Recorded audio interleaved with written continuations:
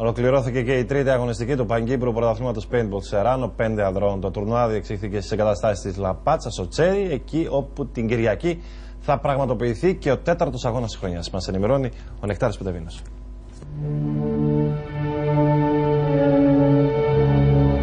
Σε μια από τις πιο ανταγωνιστικές συναντήσεις εξελίχθηκε η τρίτη αγωνιστική του πρωταθλήματος Paintball Σεράνο 5 ανδρών. 3 ομάδες διεκδίκησαν μέχρι τέλους την πρώτη και 4 ομάδες στην δεύτερη θέση στην τελική κατάταξη. Η Static Nicosia ήταν αυτή που τελικά πήρε την καλύτερη βαθμολογία, πραγματοποιώντας συνάμα ένα πολύ δυνατό τουρνουά που θα την βοηθήσει πολύ στις ευρωπαϊκές της υποχρεώσεις που θα αρχίσουν τον Μάρτιο στη Γαλλία. Η φετινή παρουσία του στο ευρωπαϊκό τουρνουά έχει θέσει πολύ ψηλά τον πύχη, με στόχο την κατάκτηση της δεύτερης ή ακόμα και της πρώτης θέσης στην κατηγορία που θα αγωνιστεί. Στο Κυπριακό Πρωτάθλημα σημαντική ήταν η άνοδος στο Cymatrix, που αξίζει να σημειωθεί ότι στην ομάδα αγωνίζεται και μια γυναίκα και μάλιστα με εξαιρετικές επιδόσεις.